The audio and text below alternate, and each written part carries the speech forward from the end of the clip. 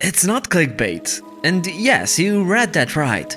The story of Highland Motorcycles is the story of a brilliant group of people, passionate engineers and racers that wanted to flip the motorcycle world on top of its head, and they were inches away from doing so. Yet all of that was put to a stop by a tragic airplane accident.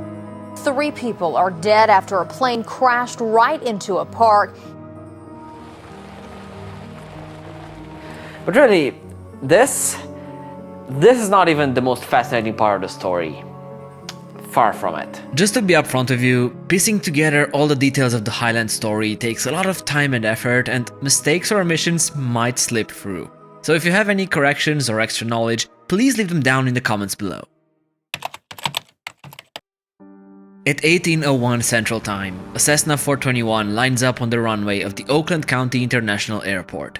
On board were the 3 key figures of Highland Motorcycles: Matt Malmberg, founder and CEO, Chase Bales, COO, and Damian Riddock, CFO of Highland US. The trio had attended a business meeting and were on the way to getting home. The company was just 1 month away from finally releasing their first US-based motorcycle, the start of a new era for the two-wheeled world. They promised customization features that were never before seen. Every motorcycle coming out of their factory was going to be bespoke and perfectly fit its buyer.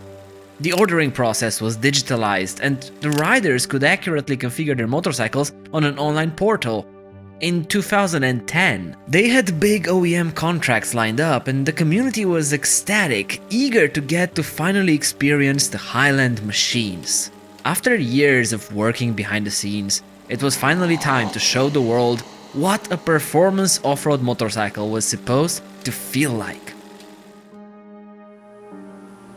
At 3 minutes past 6, the plane departed Michigan with its final destination in mind, Tulsa, Oklahoma. And this was indeed going to be its final destination. The plane ride that was going to change everything.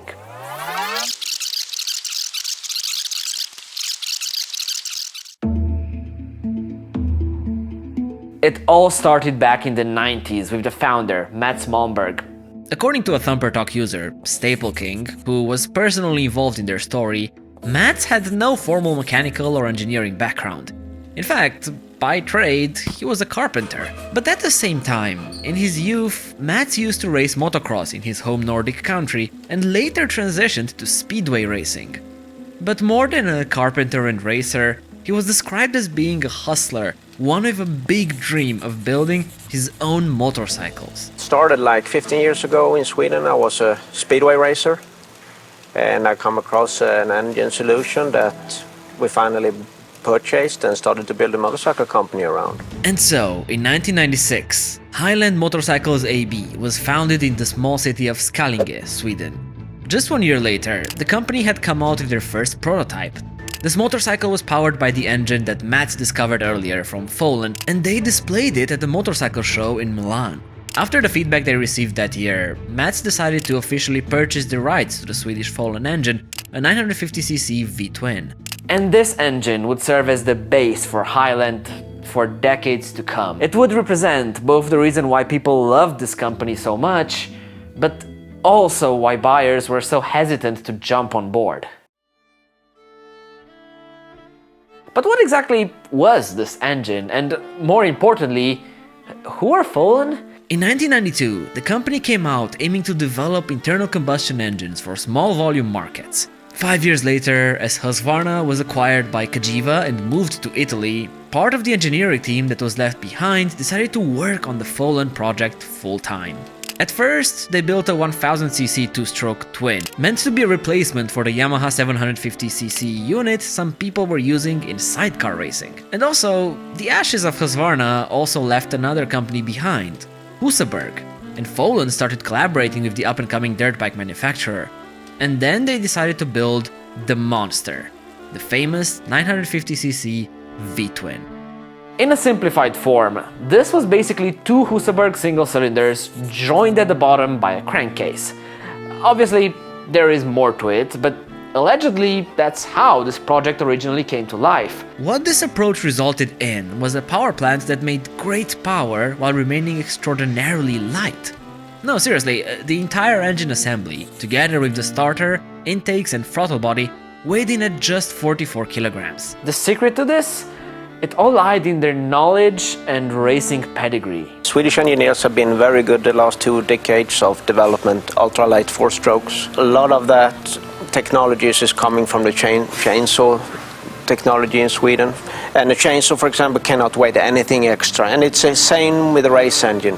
You cannot have any extra weight. Now, the weight was great, but later on, many reviews of bikes using this engine mentioned that at times it was too racy. It had a ton of power and torque, but that came with the detriment of gaps in the fuel mapping and jerkiness at lower, constant revs.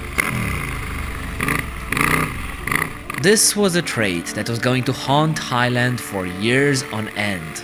But in the late 90s, it provided a great starting point for Mats and his team.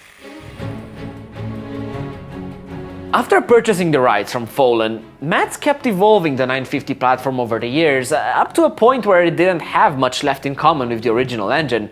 And the start of his company was really humble. The original assembly line was just 2.5 bike lengths. Even calling it an assembly line is optimistic, more like a backyard garage if you ask me. Look, in the beginning, Mats was very enthusiastic about building his own motorcycles. But as time went by, that enthusiasm started diminishing more and more. Endless frustrations from all the implications of running such a business were starting to pile up, and eventually he put the entire project on the back burner. Building motorcycles became a chore. And Matt started prioritizing the engineering and R&D side of the company. They did research work for Husqvarna and even Husaberg, and they were straying further and further away from their original goal. And then, right at the start of the millennium, Highland went bankrupt. Over the years, the company had gathered investors and sold part of its shares. But now, with this news, it almost looked like Matt's passion for building motorcycles came back. So he found a third-party investor, and with his contribution, he managed to completely buy back Highland Motorcycles.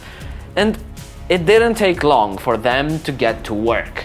Between 2001 and 2003, the company manufactured and sold a few hundred units.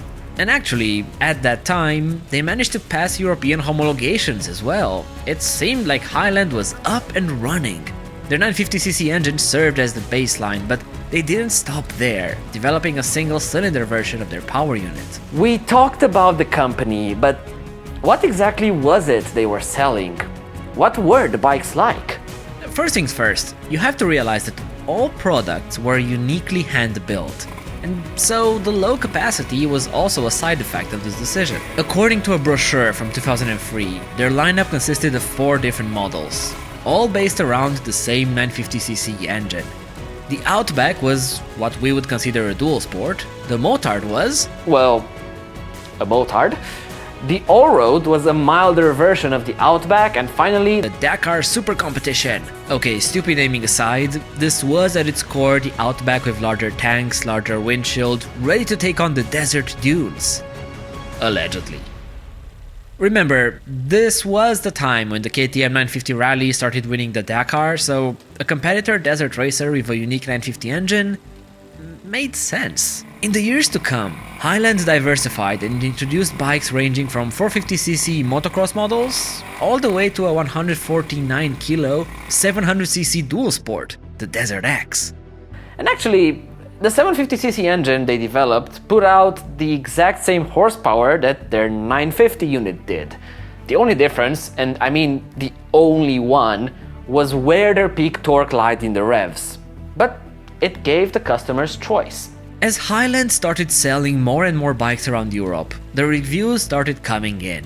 Remember how I said their 950cc engine was both brilliant and a pain at the same time? Well, according to some articles, at first these units weren't even that reliable, the first 50 of them containing manufacturing defects related to their pistons. Motorcycle.com got their hands on Highland 950 and put it up against KTM's offering.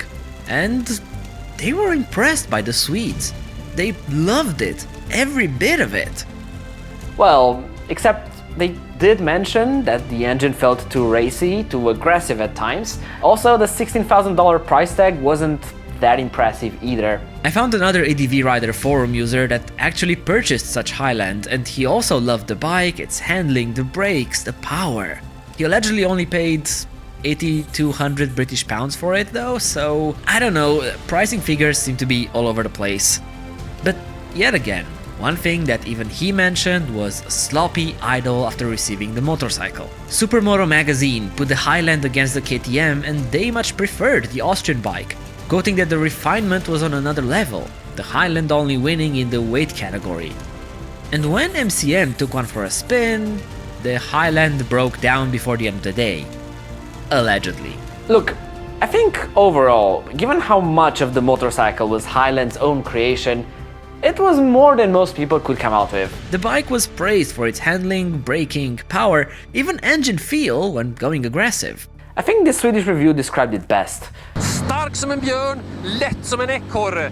Det är samma tänk. That review also praised Highland for their assembly line and professionalism. Because, sure, building the bike is one thing, but building the infrastructure to pump out the units, that's a whole different challenge in of itself. I Varbergs centrum där jag kör är motorn allt för nervös. Det går inte att puttra fram, den är för ivrig. At the end of the day, we all think we want a race engine in our motorcycles. That's until we realize what that actually means. Highland went through plenty of trouble making this unit pass emission tests in Europe, and then even more hurdles when they tried to make it compliant, fitting for daily rides, not just for blasts around the track or gravel pit. In my opinion, the bikes were probably a blast to ride hard, to push the limits. But I think most people were wary of their reliability and of the support Highland was capable of offering. In a way, the 950cc power unit was a big part of what made the Highland so amazing, but that same engine, it also represented their Achilles heel.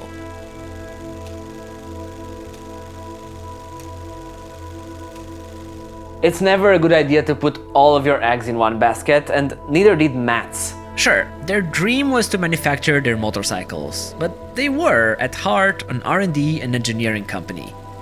That's why, in the 2000s, Mats considered moving part of their operations to China in a joint venture with a local company, but backed out once he realized that there was no chance to achieve the level of quality he had envisioned. Still, he did strike a deal with Northern Luoyang, and they did collaborate on building fuel-efficient scooters for the domestic Chinese market.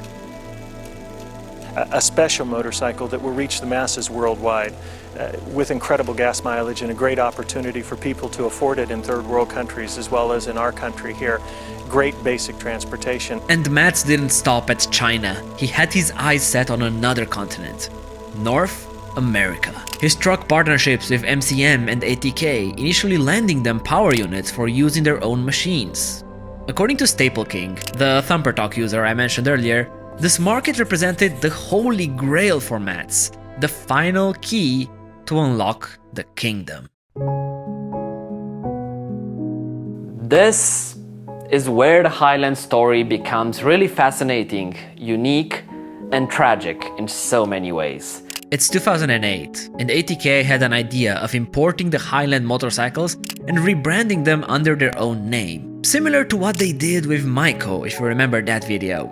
At Indy SEMA, the Americans showcased a couple prototypes running the Swedish engines, both the single 450 and the infamous 950. Now, personal opinion here, these do look like the most bloated prototypes I've ever seen, but hey, design is subjective. You know what's not subjective? That subscribe button. Appreciate it. Now, ATK was looking even further. According to Staple King on Thumper Talk, they wanted to bring Highland in the land of the free. But when they sat down and looked at the costs to pass EPA and DOT homologations, they started asking questions. That, plus establishing a dealer network throughout the US, for such a niche company, it was a bit of a hard sell. You have to understand, the technology was not the problem here. He even mentioned that their 450s, at that time, were by far the lightest engines of their kind. And even the 950, according to Mats, suffered great changes to make it more and more viable. There were hundreds of changes to the castings, the crank, the clutch, the pistons. Everything is different inside. There is no Folan left in it. It's all Highland now. Look, when Mats went to the USA to start talks with other companies, he wasn't just toying with the idea, he was all in. In 2009, the Swedish branch basically closed down and moved to the United States, taking all their inventory of prototypes and parts with them. One way or another, they would get to the US. And yet, the prospects weren't looking good. The 80K deal fell flat on its face, and according to Staple King, there were a number of contributing factors. Apparently, Highland didn't really have a well put together business plan. Their philosophy had always been to build cool bikes and hope to find a market for them. And while that's honorable, it's also risky in business. Extremely risky. And then their engineering and engine development side, Matt saw that as simply a gateway to selling their own bikes. He did not want that part of the company to become their main focus.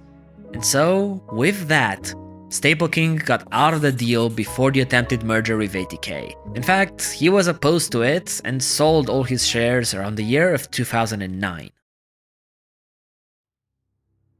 Most people could look at that situation in despair. You moved your child, your company, all the way across the ocean, and the deal you were hoping for was no longer there. You could say the 80K story was a failure.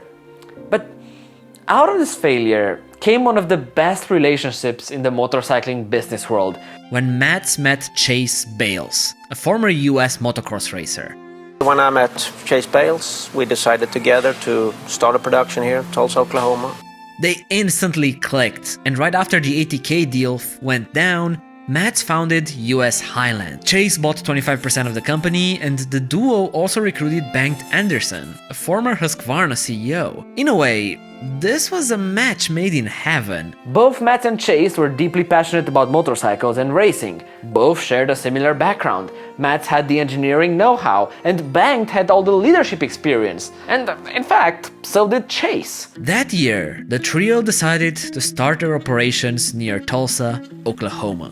In Glenpool, Oklahoma, we're central in the United States, easy to get to either coast very quickly. A great talent pool, well-educated workforce that is willing to work for reasonable wages for a factory to go forward, and cities like Glenpool that are willing to help a factory to get started and to get its feet on the ground. They got their hands on a 3,100 square meter factory, and on the 1st of June 2010, Highland US was ready to take over the continent. With the same philosophy they always shared. We're going to build what we love to ride and hope we find a market for it. What we put behind us, the product you see here, this is stuff we want to ride. It's in our garages. It's stuff we take out on Sunday. That's what Highland is. And they were going to aim for the stars right from the get-go. The plan was to launch with 15 possible models in their lineup, something never before heard of.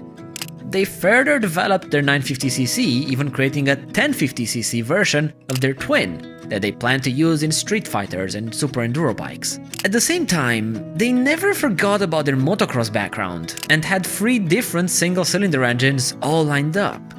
All of their bikes would come with Öhlins shocks, Brembo brakes, titanium exhausts. No expense was spared.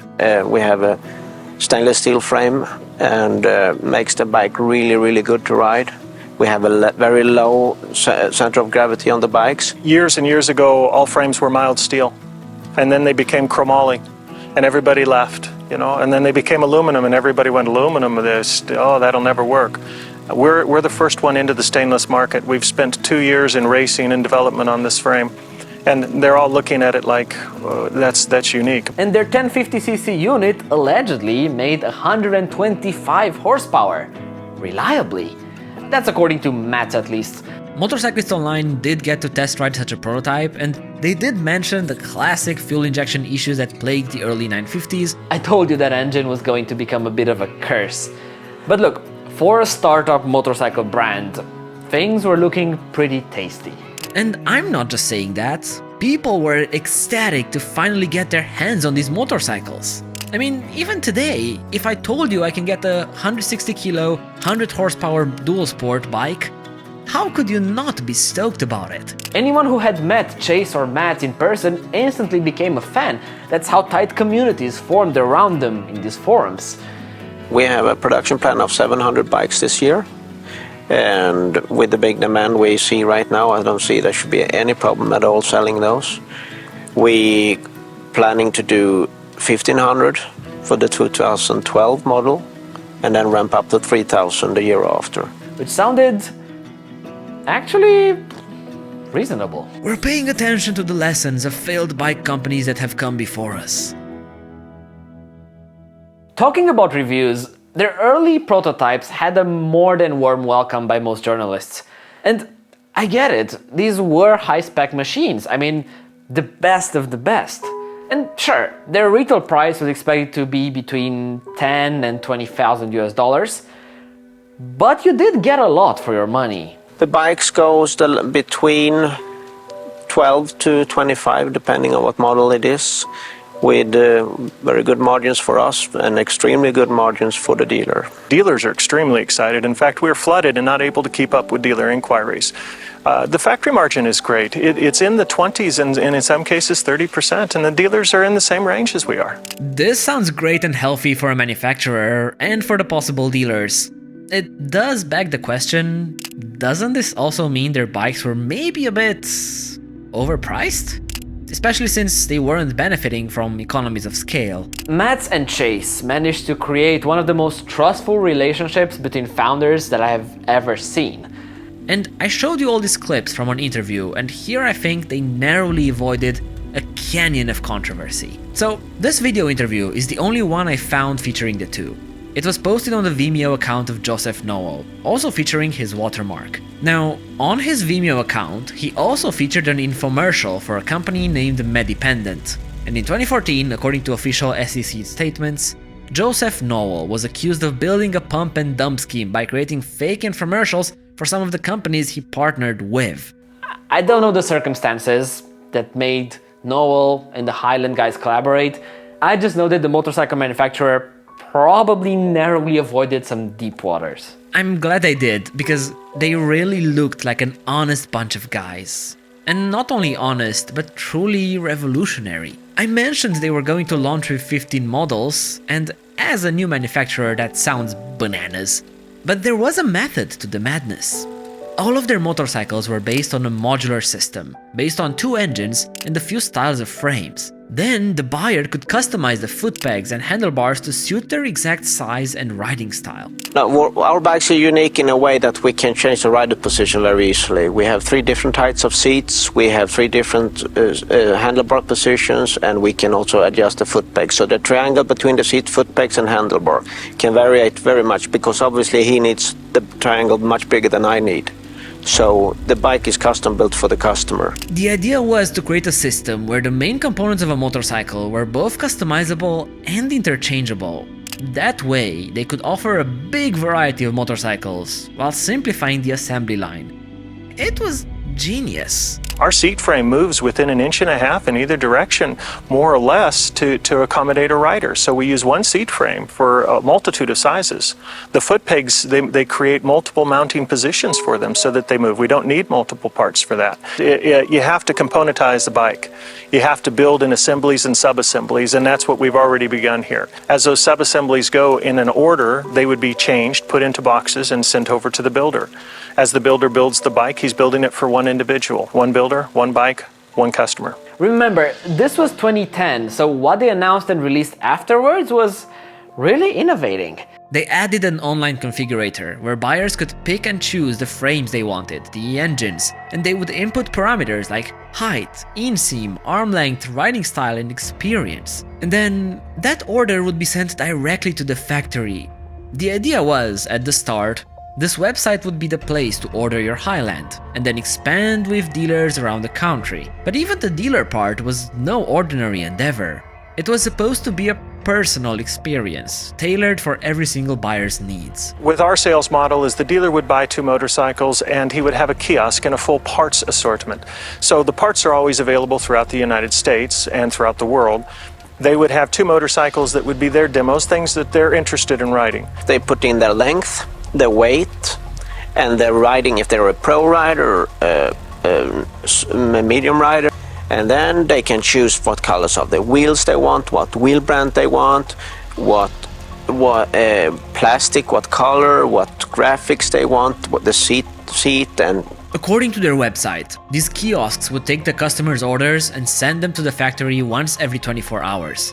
creating a bit of a continuous, automated system. And then, allegedly, the factory would have the bikes back to the dealers in 3 to 7 days. Our target is 3 to 7 working days from the time the factory receives the order to the delivery received at the dealership.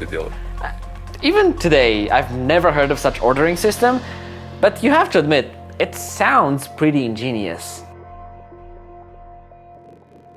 We're an American-made dirt bike. There are other companies that pretend to manufacture bikes. We really create our own product here. As you've seen, we weld our own frames. We build our own motors here in Glenpool, Oklahoma. We build and design what it is we sell. We don't take technology from other people and claim it as our own. We come up with it ourselves. It can't just be me that thinks this was a subtle dig at ADK, but anyway, they had another advantage, their image. And I'm not talking about the founder's image, but they were the only US-based dirt bike manufacturer. And in that market, you can't underestimate how much that really means. According to an article from Dirt Bike magazine, their engines contained a module that would permanently log data, including things like G-forces on landings. All that data could be downloaded at the end of a session and analyzed by the rider, and they loved the 950 engine they got to test ride. Hype was through the roof. Well, again, they did mention the fueling issue, but I feel like I'm kind of repeating myself here a bit. They had big plans, and the pieces of the puzzle were finally falling into place. So the stock is currently trading on the bulletin board under symbol UHLN.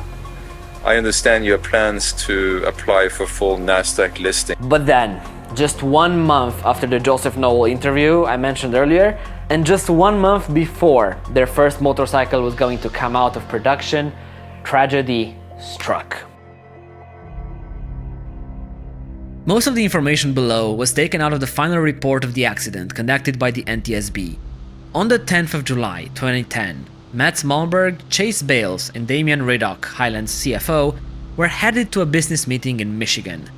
Chase was the owner and operator of the plane, a Cessna 421. At 9:19, the plane departed from Tulsa and landed safely in Michigan without reporting any issues. The flight used roughly 590 liters of fuel. Remember this, because it will become crucial in the events that were going to unfold. Bear with me here. This particular Cessna was equipped with 8 fuel tanks, 4 of them being optional. Now, the left wing locker tank was marked as INOP, basically disabled. Prior to departing back, Chase was heard saying to the maintenance crew, "Top it off, but nothing in the nacelles." and this is where things start to go down. Quickly. The technician in charge of refueling the plane noted to Chase that one of the valves from the tanks was stuck open. And it's estimated that the plane lost about 20 liters of fuel before they managed to fix the issue. This fuel was, unfortunately, never replenished. Just to get any doubts out of the way, small issues like this are not enough to ground an airplane. Chase, the pilot, and Mats both had their licenses and medical checks in order, and the plane had a good bill of health. At 18:03, the plane departed from Michigan, heading to the Jones Riverside Airport, a bit south of Tulsa. At 21:47, Chase requested a change in their flight plan and wanted to land at the Tulsa International Airport, which was closer to them. The controller assigned him runway 18 right and cleared Chase for approach. This is speculation on my end, but I think this is the point Chase realized they were in big trouble, and that their fuel situation was dire. Yet, for some reason, he never declared an emergency, so nobody else was aware. At 22:01, the tower gives Chase clearance to land, and then, just 3 minutes later, at 22:04, a terrifying radio message is heard in the controller's tower, coming from the Cessna. "Tulsa, we've exhausted our fuel!"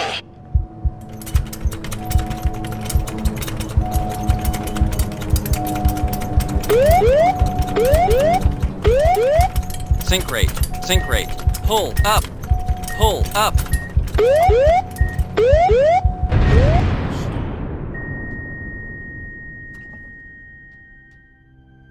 Also, 3 people are dead after a plane crashed right into a park. It happened last night in Mohawk Park. Killed was pilot Chase Bales and Damian Riddick, both of Oklahoma, and Mats Malmberg from Sweden. They were all leaders of a new company that makes high-end off-road motorcycles. Less than 1 minute later, at 22:05, the plane impacted trees after suffering a dual engine failure during their visual approach towards the runway. A fireball is seen from the controller's tower. The Cessna carrying the 3 Highland executives crashed. So, what exactly happened?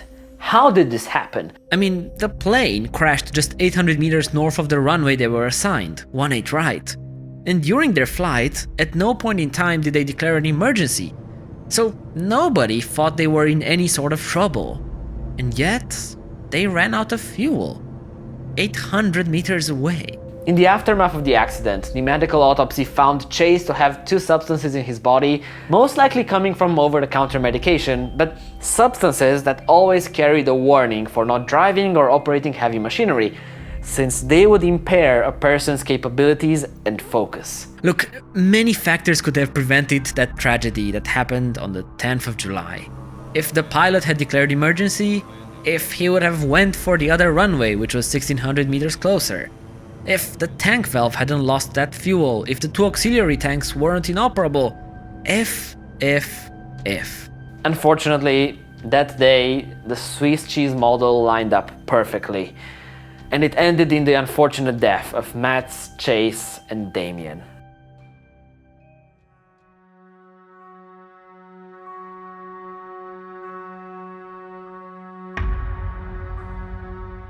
It's Monday morning, just a few hours after the incident. Back at the headquarters of Highland, people are in shock. After the news, the company's stock value also plummeted by 44%. A couple days later, an interim COO was appointed to try and figure out the future of this company without their 3 key figures. The management team tried to find investors, but they were reluctant to put any money into this company without the founders being there, the soul of it. On the 4th of October, Highland was close to securing $3 million to allow them to regroup and continue, but that never materialized. And so, in the last month of the year of 2010, all 30 employees were let go, and the factory shut down. At this point, you might think this was the end of Highland, of what was supposed to be the biggest innovator in the dual sport and dirt biking world, but it wasn't. Southbridge, a Tulsa-based advisory group, was commissioned to secure the extra funding to allow the company to rebirth, and just a few months later, Highland got another lifeline. John Fitzpatrick, ex-key figure at Harley-Davidson, was appointed CEO, and he immediately got to work. The first step was looking at what was left of the company. The warehouse was filled with 950 engines and bike prototypes, from street trackers to adventure models. And while that sounds great, it turned out to be quite different. You see, John was expecting to see already finished, assembled motorcycles. Let me remind you, at one point, Highland was supposedly just 1 month away from officially launching their dirt bikes. But what John found were just prototypes, parts thrown around everywhere. Really, in order to get customer bikes out, they needed a lot more R&D and work. It kinda makes me curious just how realistic was their official deadline in the first place. At this point, John realized that Highland, in order to survive, needed to regroup. Their V2 engines were the main attraction for investors in the first place, and so he immediately pivoted the company to focus more on those, to selling them for different power sports applications, kind of like SNS was doing. The vision of premium, highly priced motorcycles also changed, now aiming for something more reasonable that more people could justify. He went on to secure a marketing deal with UFC fighter Gray Maynard. The reason this is relevant: it seems that John wanted to send a message that Highland wasn't dead and they were going to go for it.